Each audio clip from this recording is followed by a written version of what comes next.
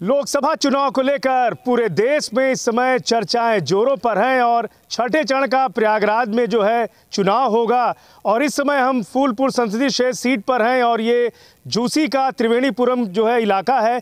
हम यहाँ पर जो युवा हैं, नौजवान हैं, उनसे हम बात करेंगे कि इस बार के 2024 लोकसभा चुनाव में उनका प्रधानमंत्री किस तरह का व्यक्ति होना चाहिए। जी, क्या नाम है आपका? मोहम्मद हारून खान।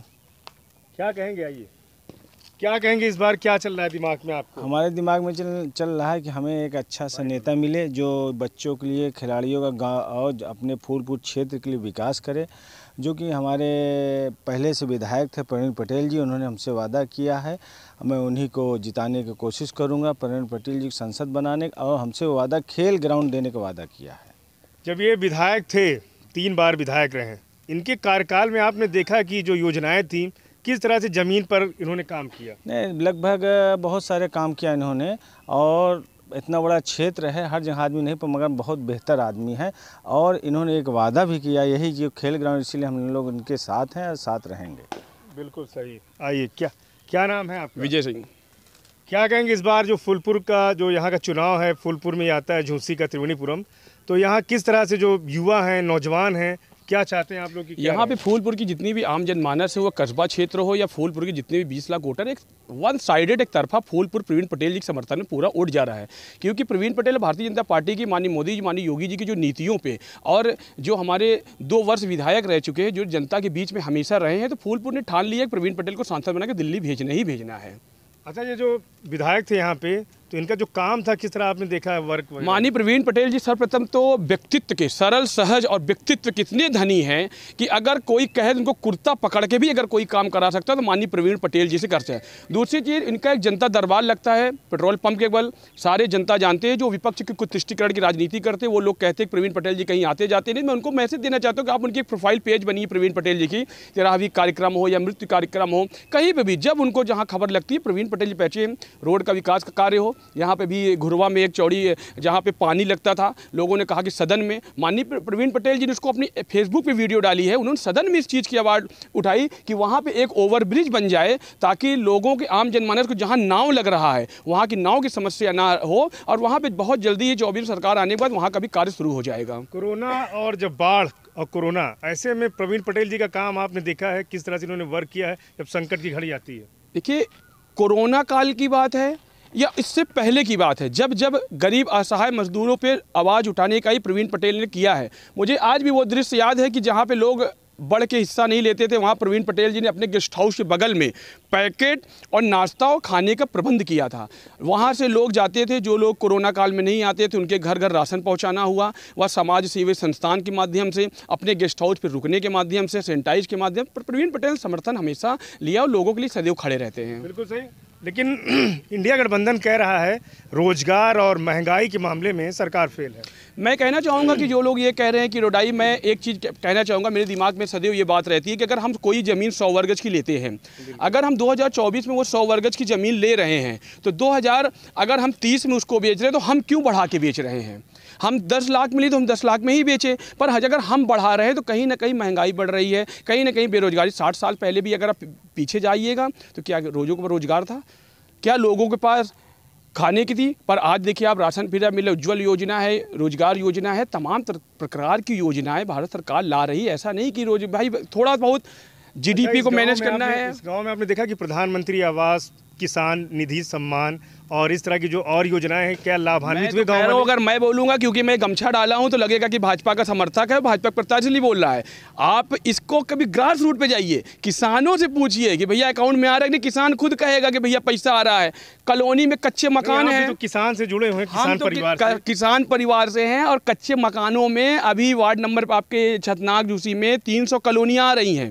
प्रधानमंत्री आवास योजना, जितने भी कच्चे मकान हैं, वो किसी भी जाति का हो, धर्म का हो, मजहब का हो, चाहे मुस्लिम भाई हो, चाहे दलित समाज का हो, सबको अगर कच्चा घर है, उस जगह पे कच्चे घर को हटा के पक्के मकान का निर्माण होना ही होना है। निश्चित तौर पे किसान के अकाउंट में, किसान की खेती के लिए पैसा आना ही आना है। मतलब माने सरकार काम कर रही है, सरकार निश्चित तौर पे काम कर रही है, देश हित के लिए काम कर रही है, राष्ट्र हित के लिए काम कर रही है। आप देखिएगा कितना स्वर्ण, कितने लोगों का एक सीमा था, राम मंदिर हम लोगों के बीच में, राम स्वरूपा, लोग कहते हैं द्वापर युग त्रेता युग सतयुग के बाद कलयुग में राम मंदिर हम लोगों के लिए भाग्यशाली है कि हम लोग राम की प्रतिमा देख रहे हैं। हम लोगों के लिए बहुत गर्व की बात है ये। बिल्कुल सही। क्या नाम है? अनुराग चौधरी नाम है। अनुराग जी, क्या कहेंगे, क्या मान रहे हैं कि महंगाई और इसके मामले में, रोजगार के मामले में सरकार को क्या मानते इसमें हैं? रोजगार गांव में जो है महिलाओं को बीजेपी जो है सरकार जो है सखी सहेली और उसमें लखपति दीदी जो है, लखपति दीदी, हाँ, उसमें समूह बना के 10-10 रुपया करके इसमें रोजगार दी गई है जो है। अभी जो है शौचालय का व्यवस्था किया गया गांव में, कॉलोनी आवास जो है सबको दिया गया है, जो मजदूर जो है। प्रधानमंत्री आवास वगैरह लाभान्वित हुए लोग? हाँ, सभी लोग हुए हैं, मोहल्ले में हुए हैं। अच्छा, हाँ, तो कितना मान रहे हैं कि सरकार ने काम किया जमीन पे? बहुत किया। आपकी बात 400 पार की। मोदी सरकार की जो गारंटी है, मोदी की गारंटी, क्या मानते हैं कि चलेगी मोदी की गारंटी? चलेगी इस बार जो है 400 पार होगी? 400 की पार। बिल्कुल सही। मेरा नाम वैभव दुबे है। क्या कहेंगे वैभव जी, कितना सरकार काम कर रही, कितना? अभी आप महंगाई का देख रहे हैं, आप केंद्र शासित अगर आप जाएंगे कोई नॉन बीजेपी स्टेट में, अभी पेट्रोल का दाम देख लीजिएगा, 105 रुपये लीटर चलता है। अपने यूपी में 95 रुपये लीटर है। अभी यही आप देख रहे हैं कि बीजेपी के जो प्रदेश हैं उसमें कितना महंगाई है, कितना नहीं है। अभी आप कहीं दूसरे सिटी स्टेट जाएंगे, मान लीजिए कर्नाटका, वहाँ 105 रुपये लीटर पेट्रोल चल रहा है। यहाँ पे तो 95 रुपये में हम लोग कर रहे हैं।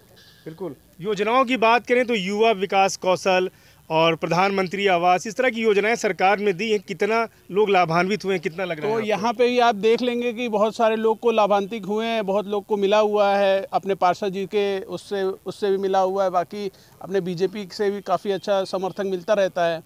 खेल के मामले में क्या कहेंगे? नौजवान हैं आप, तो क्या खेल के लिए थोड़ा सा और प्रोग्रेस करने का है। गंगा पार में थोड़ा एक स्टेडियम का अगर गठबंधन हो जाता, मतलब हो जाता पास वास, तो सही रहता। अपने जो खेल लोग हैं उनके लिए आगे बढ़ने का काफ़ी अच्छा स्वरूप मिल सकता है। बीजेपी के जो प्रत्याशी हैं फूलपुर के, प्रवीण पटेल, इनका नाम आप सुने होंगे, तो क्या मान रहे हैं कि इस बार उनको क्या कहेंगे? उनका तो है, वो उनको अगर आप कोई भी कार्यक्रम में बुला लीजिए, अपने घर ही पे बुला लीजिए, तो तुरंत 2 सेकंड के अंदर ही वापस मतलब आज आ सकते हैं। बाकी दूसरे आप कहीं से भी मिल लीजिए, कोई एक अच्छे विधायक के तौर पे है, इसीलिए आप सांसद बनाने के लिए हमारी पूरी मनोकामना है और जीतना मतलब उचित है। मतलब बिल्कुल सही जो है। क्या नाम है? अजय यादव। अजय यादव जी, क्या कहेंगे? 400 पार का नारा दिया जा रहा है और फूलपुर में जो प्रवीण पटेल जी हैं, प्रत्याशी हैं, कितना सही मान रहे हैं 400 का नारा? और प्रवीण पटेल जी के लिए क्या कहेंगे? जी, ग्राउंड लेवल पे बहुत अच्छा वर्क हुआ है इनकी सरकार में लास्ट 10 सालों में। पिछले 50 सालों में देखा जाए तो भारत को एक सिर्फ डेवलपिंग इंडिया ही कहा जाता था, लेकिन अब इनके मामले में ये है कि भारत जो है डेवलपमेंट के और काफ़ी ज़्यादा हो गया है। जैसे गाँव सड़कों के पे देखिए, इंफ्रास्ट्रक्चर देखिए, स्पोर्ट्स हो गया, डिजिटल इंडिया हो गया, स्किल इंडिया हो गया, काफ़ी ज़्यादा प्रोग्रेस पे है इंडिया। अच्छा, आप खिलाड़ी हैं, मतलब कोच हैं क्या आप? नहीं, खेल रहे हैं ना, तो खिलाड़ी हैं, तो क्या चाहते हैं? युवा विकास कौशल की सरकार बात करती है, युवाओं को बढ़ावा देने का काम करती है, क्या चाहते हैं कि सरकार तरफ से और कुछ हो खेल में? थोड़ा स्पोर्ट्स जो है इंफ्रास्ट्रक्चर थोड़ा इम्प्रूव हो सकते हैं, थोड़ा ग्राउंड स्पोर्ट्स कॉम्प्लेक्स वगैरह ग्राउंड लेवल पर ज़्यादा अच्छा वर्क हो सकता है। 70 साल कांग्रेस ने राज किया, क्या आपने देखा कि इन 70 सालों में ये जो 10 साल मोदी ने किया, मोदी सरकार ने, कितना अंतर आपने पाया? 70 सालों में सिर्फ एक वर्ग को लेकर ही विकास होता है। मैक्सिमम टाइम पे जो कहते हैं हिंदू मुस्लिम, लेकिन कांग्रेस में ज़्यादा ही हिंदू मुस्लिम हुआ है, ना कि बीजेपी में। बीजेपी में कभी भी ये एक पक्ष को लेकर नहीं बात होती है। तो फूलपुर में क्या मान रहे हैं, कमल खिलेगा या फिर इंडिया गठबंधन की साइकिल या पंजा दौड़ेगा? जरूर कमल खिलेगा। कमल जी, बिल्कुल। क्या नाम आपका? प्रमथ मिश्रा।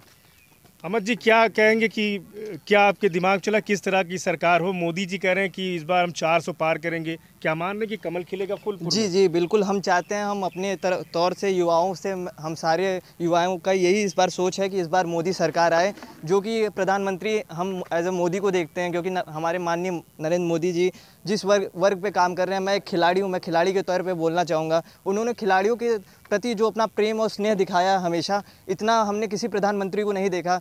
हर समय खिलाड़ियों से जुड़े, इनके समय पे जो मेडल्स आए, चाहे एशियन गेम्स में हो, कॉमनवेल्थ गेम्स में हो, सबसे ज़्यादा ग्रोथ कर रहा है। स्टैंडर्ड ऑफ लिविंग खिलाड़ी को एक अच्छी पहचान मिल रही, नई पहचान मिल रही। और सब सरकारों में खिलाड़ियों को जब तक वो खेलते तो उसके बाद उनका करियर बिल्कुल नहीं था। तो मोदी जी जो कर रहे हैं खेल के लिए, मैं उसकी काफ़ी तारीफ़ करता हूं और मैं चाहता हूं ऐसे खिलाड़ियों के लिए नई नई योजनाएं लाई जाएं। हमारे यहाँ झूसी से, हमारे विजय सर के अंडर से 2 बच्चे अंतर्राष्ट्रीय स्तर पर प्रतिभाग किए हैं, भारतीय टीम का प्रतिनिधित्व कर रहे हैं। मैं उनसे मोदी जी, हॉकी में, जी हाँ, मैं मोदी जी से यही और मैं अपने माननीय प्रवीण पटेल जी से मैं यही दरख्वास्त करूंगा कि आप यहाँ पे एक खेलो इंडिया सेंटर और एक हॉकी एस्ट्रोटर्फ प्रदान करें झूसी में भी एक, जी, क्योंकि हम अगर हमारे खिलाड़ियों को अभी से अपॉर्चुनिटी और ग्राउंड यहाँ मिलेगा, अभावों की वजह से भी उन्होंने प्रतिभाग किया, सर की लगातार मेहनत को उन्होंने सफल किया और प्रतिभाग किया। अगर उनको वो सुविधाएं मिलेंगी तो और बेहतर और देश का नाम और अपने माननीय मोदी जी का नाम और ऊंचा करेंगे। अच्छा, विधायक के तौर पे इनका मतलब कितना सरल स्वभाव रहा है कि आसानी से मिल जाते हैं विधायक, क्योंकि वही विधायक वही नेता अच्छा होता है जो लोगों से अच्छे से मिले, उसके अंदर अहंकार और घमंड ना हो। जी, इस संदर्भ में हम ये कहना चाहेंगे, जो हमारे विधायक जी हैं माननीय प्रवीण पटेल जी, वो जो निस्वार्थ लोग हैं, जो देश के हित में या जनता के हित में बिना स्वार्थ के कर्मठ हैं, वो उनके प्रति हमेशा अधीन रहते हैं, वो उनके लिए हमेशा तत्पर रहते हैं। हमने देखा है हमारे सर के, विजय सर के कहने पे वो हमेशा अपना प्रस्तुति प्रदान करते, जितना हो सकता है हर समय प्रस्तुत रहते हैं, आतुर रहते हैं हमारे खिलाड़ियों के लिए। उनका इतना प्रेम और स्नेह है, इस स्तर पे हमने किसी मंत्री या किसी नेता को नहीं देखा जो खिलाड़ियों से जुड़ा है। चुनाव के बाद नेता बहुत बदलते, पर इनका जो संबंध है खिलाड़ियों से, जो निस्वार्थ प्रेम है इनका, उसको देख के ये काफ़ी काबिल तारीफ है। हमें भारत को तो मान रहे हैं कि फूलपुर में प्रवीण पटेल जी के नेतृत्व में कमल का फूल खिलेगा। जी, हम बस फूलपुर नहीं, हम मतलब इस बार भारत में चाह रहे हैं बीजेपी, जो उनका 400 पार का नारा हो, इस बार फिर से वही सरकार बने, फिर से भाजपा की लहर जो 2014 में आई थी वो इस बार भी आए और केंद्र में भी बीजेपी की ही सरकार बने, जिसके थ्रू हमारे खिलाड़ियों को और सभी वर्गों को फायदा हो सके, उनकी स्टैंडर्ड ऑफ लिविंग इम्प्रूव हो सके। क्या नाम है भाई साहब? पवन वर्मा नाम सर। क्या कहेंगे आप, यहाँ बच्चों को कोच हैं? जी, क्या कहेंगे कितनी जो सरकारी योजनाएं हैं जमीनी स्तर पर आपने देखा कि लोग लाभान्वित हुए, फायदा पहुंचा, क्या कहेंगे ये सरकार लाभान्वित तो हो रहे, सही करें, सरकार तो फायदा दे रही है, लेकिन धीरे धीरे हम लोग भी चाहते हैं कि यहाँ पर एक जैसे आयुष्मान कार्ड है, प्रधानमंत्री काफी लोगों को सुविधा मिले, गरीबों लोगों को फ्री में हेल्थ चिकित्सा मिल रहा है, बहुत सड़कें मेंटेन हो रही हैं। फ्री का राशन मानते हैं दे रहे हैं, सही है? हाँ ठीक है, लेकिन ज़्यादा वो भी नहीं होना चाहिए कि फ्री की लालच में ही रहे। सरकार ये चाहिए कि भाई सबको सेटल करे अपने रोजगार के मामले में। क्या कहेंगे, सरकार को सही मानते हैं या फेल मानते हैं? नहीं, रोजगार में है भाई, देखिए किसी को एक बार की तो टिकट मिल जा सकता है, धीरे धीरे मिलेगा रोजगार, तो एक बार की किसी को दे सकते नहीं सरकार। जो खिलाड़ी के तौर पे क्या कहेंगे, प्रवीण पटेल जी यहाँ सांसद के प्रत्याशी हैं बीजेपी के, और कितना आपको लग रहा है कि इस तरह के जो प्रत्याशी हैं बढ़िया है? नहीं, प्रवीण पटेल जी बहुत सरल स्वभाव के हैं और हम लोग विधायक रह चुके हैं ऑलरेडी 10 साल से, और इस बार सांसद में प्रत्याशी बने और जीतेंगे भी। बस यही मैं कहना हूँ, आपकी पार 400 पार। क्या मांग रहेगी आपकी विधायक जी से? विधायक जी से बस यही मांग है कि हमारे यहाँ खेल ग्राउंड बढ़िया से हम लोग के लिए सुरक्षित दें झूसी में। जी बिल्कुल सही जो है। तो ये त्रिवेणीपुरम का जो है ये इलाका है झूसी का, फूलपुर संसदीय क्षेत्र के यहाँ पे हमने जो युवा वोटर हैं उनसे हमने बात की, और सभी लोगों ने जो यहाँ के जो प्रत्याशी हैं प्रवीण पटेल जो है फूलपुर के, इनके लिए लोगों के लिए सकारात्मक चीज़ें हैं दिमाग में। लोगों का मानना है कि इस तरह के अगर प्रत्याशी होंगे तो चाहे खेल हो, चाहे जो भी सरकारी योजनाएं हैं, उन सभी योजनाओं में इस तरह के प्रत्याशी लोगों तक, जो अंतिम पायदान में खड़ा हुआ व्यक्ति है, विकास की योजनाएं वहां तक पहुंचेंगी। ऐसे में इस बार फूलपुर की जनता ने कमल का फूल खिलाने का ठाना है, और यहाँ से जो युवा हैं उनसे हमने बात की है। श्रेष्ठ यूपी के लिए प्रयागराज से पवन देव।